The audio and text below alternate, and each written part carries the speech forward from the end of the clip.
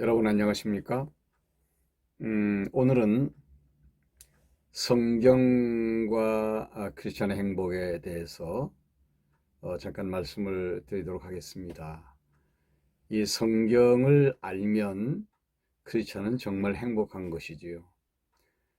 이 교회를 다니는 것으로 다 되는 것이 아닙니다. 크리스천의 삶이라는 것은 성경을 깊이 알아가면 알아갈수록의 그 행복의 진수를 맛보게 된다는 것이죠. 이 구약 성경의 구조는 셋입니다. 하나는 섭리를 통한 언약, 또 하나는 찬양을 통한 언약, 그리고 또 하나는 예언을 통한 언약, 이렇게 세 부분으로 나누어져 있습니다. 그러면 이 구약이 섭리를 통한 언약이다. 그럼 이게 도대체 무슨 말이냐?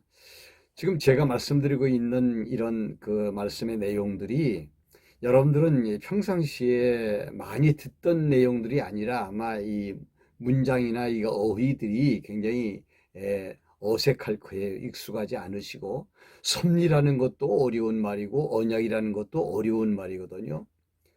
이 구약에서의 역사서가 창세기, 출애굽기, 레위기, 민수기, 신명기, 여호수아, 사사기, 룻기, 사무엘상, 사무엘하, 열왕기상, 열왕기하, 역대상, 역대하, 에스라, 느헤미야, 에스더까지 17권이에요. 이 17권이 이스라엘의 역사서입니다. 성경의 역사서라고 할 수 있습니다. 그럼 이 역사서가 무엇을 담고 있느냐 하는 내용이죠. 그래서 하나님께서 아담으로부터 시작해서 이스라엘 민족의 역사, 구약의 역사 전체를 이렇게 섭리하셨다. 섭리한다는 말은 만들어 가셨다는 말이거든요. 이렇게 역사 섭리 안에 하나님이 담아 놓으신 것이 뭐냐? 언약입니다. 그거를 우리가 성경에서 공부하면 야, 이게 역사가 이 구약의 역사 안에 야, 이거 언약이 들어있구나 하는 것을 찾아내는 것이 굉장히 중요한 것이죠. 그러면은 창세기에서부터 에스더까지 17권의 책 속에 들어있는 하나님의 역사 섭리의 내용이 언약이라면 어떤 내용을 품고 있느냐, 담고 있느냐 하는 것이죠. 그러면 창세기에서 보면 창세기 1장에서 창세기 36장까지는요.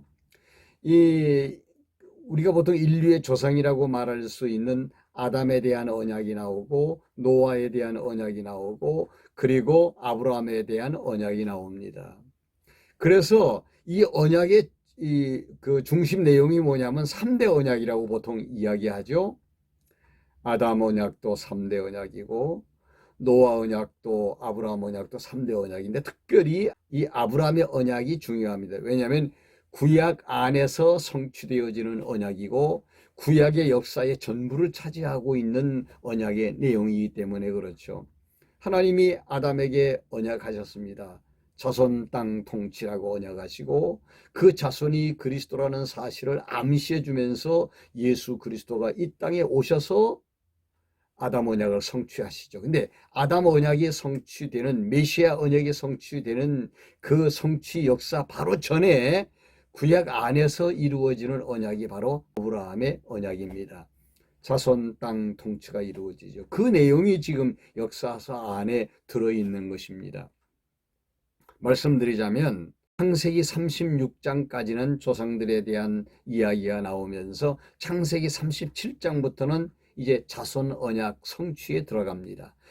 창세기 37장은 요셉에 대한 이야기가 나오지 않습니까? 요셉이 애굽으로 가서 총리가 되었을 때 아브라함의 후손인 야곱이 자기 아들 12를 데리고 손자들과 함께 애굽에 들어가서 430년 동안 참 기가 막히게 살면서 고난 속에서 민족을 이루게 되죠. 이게 이스라엘 민족이에요. 모세가 아브라함의 언약을 확인한 사람 아닙니까? 그래서 모세가 이스라엘 백성들을 데리고 이제 애굽에서 나오지요. 광야로 나와서 광야 40년 동안을 모세가 자기 백성들을 인도하지 않습니까?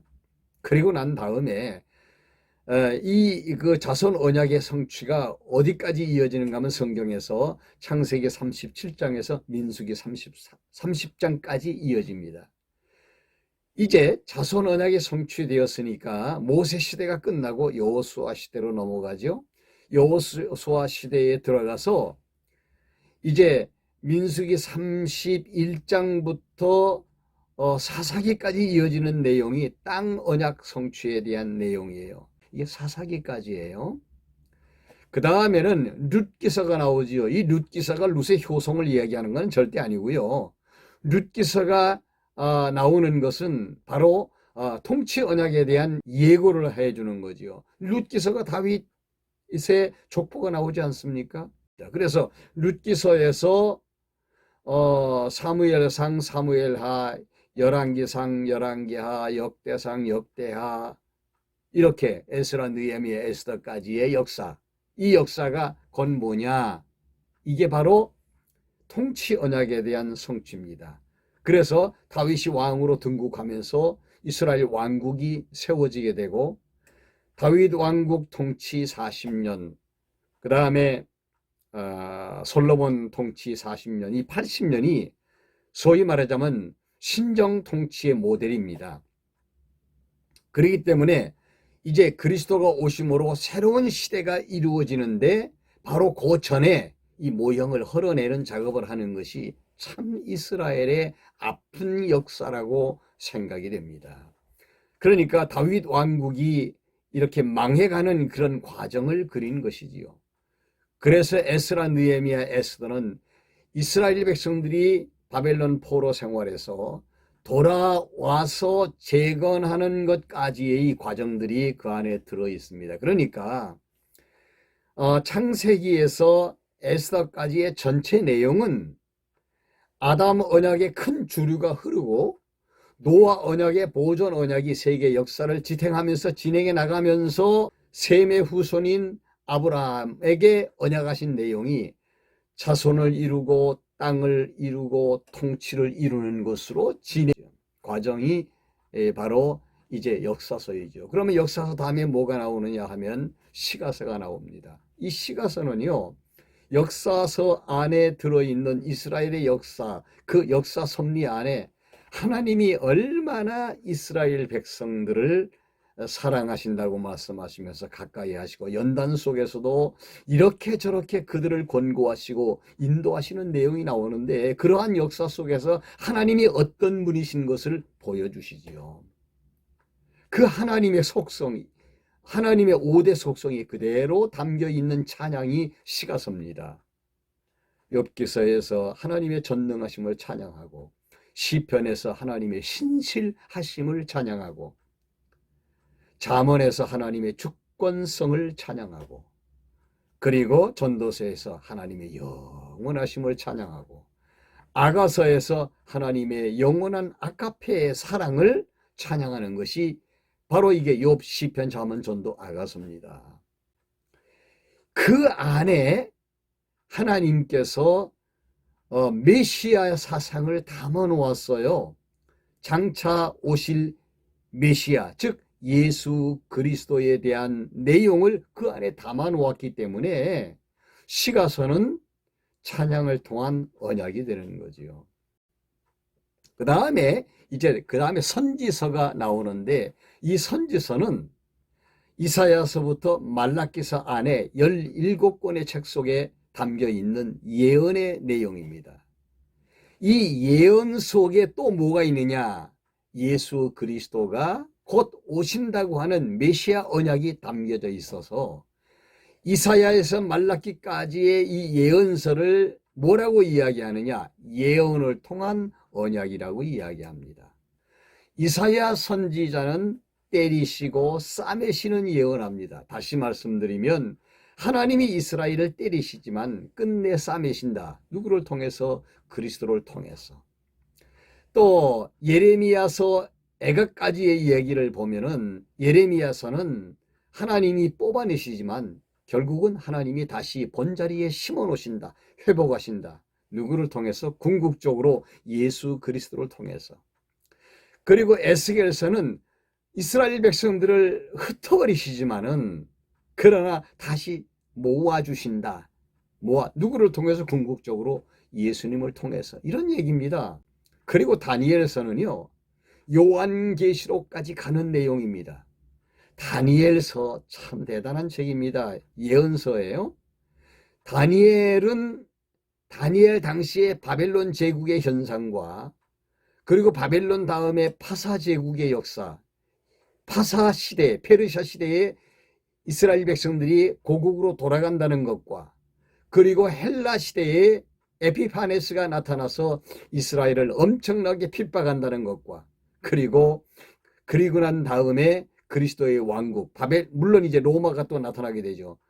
그리고 그리스도가 오셔서 나라를 세우신다는 것까지 이미 다니엘은 알고 있었습니다. 그래서 다니엘서는요, 세상 제국을 멸망시키고 그리스도의 나라를 세운다 하는 내용이 이 다니엘서의 내용입니다.